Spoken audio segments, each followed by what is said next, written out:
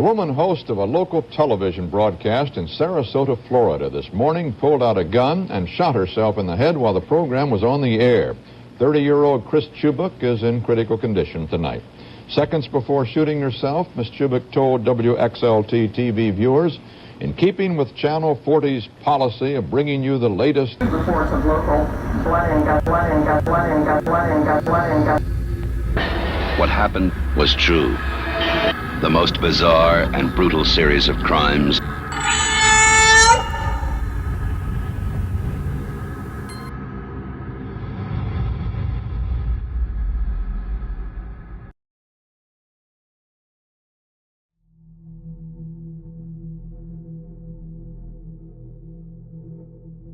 in the American South. There are places where trust is currency, where a badge means protection, and a teacher's smile means guidance. Livingston Parish, Louisiana, was one of those places. It's the kind of town where everyone knows everyone, where the lines between community and family are blurred. It's the perfect place to hide a secret so vile, so fundamentally corrupt, that its exposure would leave a permanent scar on the soul of the town. This is not a story about a monster who lived in the shadows, or a killer lurking in the night. This is a story about two people who lived in the light. One wore a uniform. The other stood at the front of a classroom, and together they built a nightmare. Her name was Cynthia Perkins. For 7 years, she taught English language arts at junior high school. By all accounts, she was a normal part of the fabric of the community, a colleague, a neighbor. Her husband, Dennis Perkins, was even more embedded. He was a lieutenant within the Livingston Parish Sheriff's Office, a 17-year-old veteran, a member of the SWAT team. He was the literal embodiment of the law, the man parents told their children to find if they were ever in trouble. The irony is, he was the trouble. The first cracks in their facade appeared in 2019, but the investigation would reveal years of predation.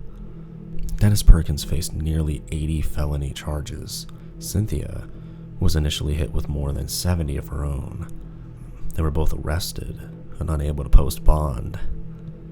And the community watched in disbelief as the two pillars they had built their sense of security upon crumbled to dust. But what exactly did they do to get these sentences? The full scope of their depravity is difficult to comprehend, and believe it or not, as difficult as this is to say, it wasn't just about the horrific acts of sexual assault against minors, acts that Dennis Perkins would eventually plead guilty to, earning him a 100-year prison sentence. It was about the system they created, a twisted symbiotic partnership built on the violation of innocence. And this is where Cynthia Perkins' role moves from complicit to active to monstrous. Upon taking a plea agreement, Cynthia Perkins was forced to agree to a set of facts, a factual basis for her guilt, and written in those facts, you can find the true measure of her darkness. She admitted to assisting her husband in the sexual assault of a juvenile. She admitted to helping him film a child while she was bathing. And so many more crimes against children. But arguably most disturbing, or at least the most bizarre, were the cupcakes.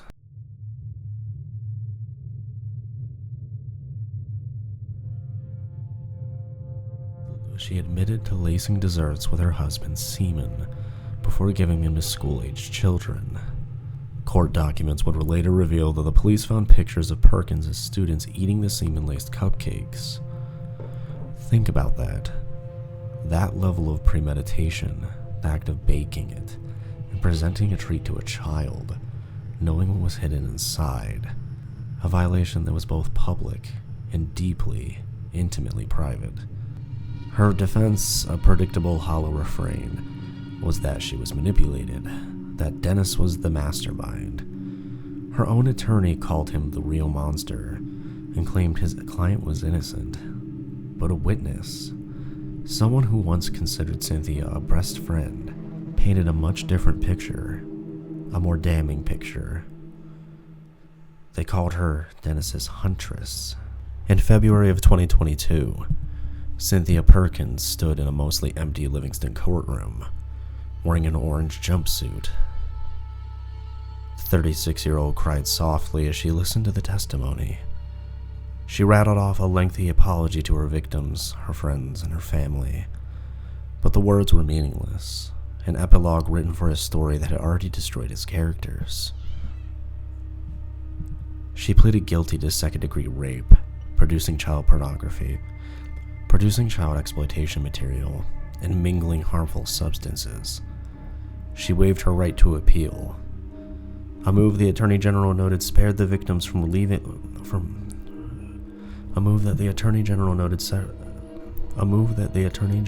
spared the victims from reliving the horror of a trial. Then, Judge Erica Sledge handed down the sentence. 41 years. 41 years at hard labor, without parole. The plea deal was a transaction, her testimony against her husband in exchange for a guaranteed life behind bars, a life that will not see the light of day until she is in her late 70s at the earliest. Not that she deserves to get out at all. Dennis Perkins got his 100 years, a life for life justice, in its own cold, brutal arithmetic. So what now? The aftermath. Cynthia Perkins resigned from her teaching position the day of her arrest. She also filed for divorce from Dennis Perkins, and is now just another inmate in the Louisiana correction system. Her name and her crimes are permanent stains on the record of the state. The couple who raped and filmed and poisoned from within the heart of the community are gone. But the community remains, and so do the victims. There is no redemption here. There is no lesson to be learned. It is just something disgusting that happens, and depraved, that is the face of the reality of our world. And it's proof that evil can wear any face. It can wear a badge, and it can stand behind a podium and teach grammar. It can even bake cupcakes. The story of Cynthia Perkins is not a warning. It's a post-mortem and examination of the complete and total moral collapse, and proof that most of these times, there are no happy endings. If you like videos like these, please hit subscribe and the bell icon to get notified whenever I post a new video. You can also find fully uncensored content, as well as content removed from YouTube, and exclusives and stuff like that in the description. Stay safe out there, and remember, if it bleeds, it leads.